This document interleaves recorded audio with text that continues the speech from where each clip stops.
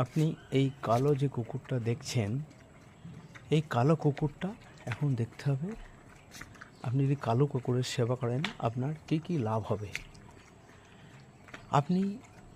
আমরা শাস্ত্র মতে জানি, আমরা অনেক দেবদেবীকে পুজো করি, শুনেছি নাকি কালো কুকুরের সেবা করলে নাকি দেবীর থেকেও বেশি আমরা পুণ্য বা অর্জন বা লাভ পেয়ে থাকি। এই যে কালো কুকুর, ধরেন আমরা আজকের দিনে দেখতে পাচ্ছি মানুষ চেতনা সম্পন্ন, আর আমাদের এই ধরতিতে যে 600টিরও বেশি দেশ আছে, অথবা এই যে আমরা বলি 72 ভাগ জল আর 28 ভাগ মাটি, তার মধ্যে কুকুরকে এত আমরা প্রাধান্য কেন দিয়ে থাকি? কুকুর দিয়ে আমরা কেন কাজ করে থাকি যে আমরা মহাকাশও কুকুরকেই পাঠিয়েছিলাম। আপনারা তাহলে বুঝতে পারছেন কুকুরের ভূমিকা আমাদের জীবনে কতটা গুরুত্বপূর্ণ। মানুষ যে কাজটা না করতে পারে সেটা কুকুর দ্বারা সম্ভব হয়ে যায়। সেই কারণে, তাছাড়া কুকুর হচ্ছে পরম বৈষ্ণব।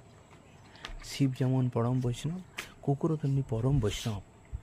কুকুর, ধরুন আমরা যে মানব জীবনে এসেছি, আমাদের সার্থক মানব জীবন নিয়ে আমরা আমাদের এই ধরতিতে আমরা ভালোভাবে দিন কাটিয়ে আমরা যে আমাদের এই জীবনটাকে কাটিয়ে যেতে পারবো, এটাই।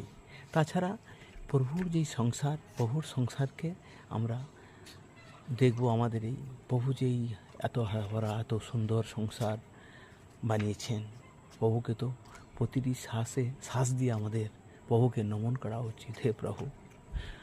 তাই তো বিশ্বকবি রবীন্দ্রনাথ কি বলেছেন, মরিতে চাহি না আমি সুন্দর ভুবনে, মানবের মাঝে আমি বাঁচিবারে চাই। এই ধরতেই সুন্দর, আর এই ধরতির মানুষও সুন্দর। মানুষকে ভালোবাসো। তাই তো রামকৃষ্ণ পরমহংস কি বলেছেন, জীবে প্রেম করে জয়ী যেন সেজন সেবিছে ঈশ্বর। স্বামী বিবেকানন্দ কি বলে গেছেন যে কর্ম করা যথা। তো আমাদের জন্ম যেখানেই হবে আমাদের কর্ম ভালো করা নিয়ে দরকার।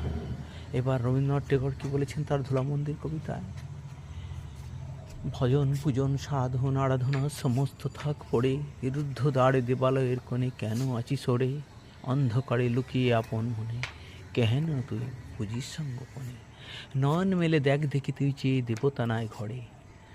তো বুঝতে পারছেন, কর্মভূমির মাঝে প্রভু যখন সৃষ্টির বাঁধনে বাঁধা আছেন, তাহলে আপনাকে মুক্তি কে দেবে?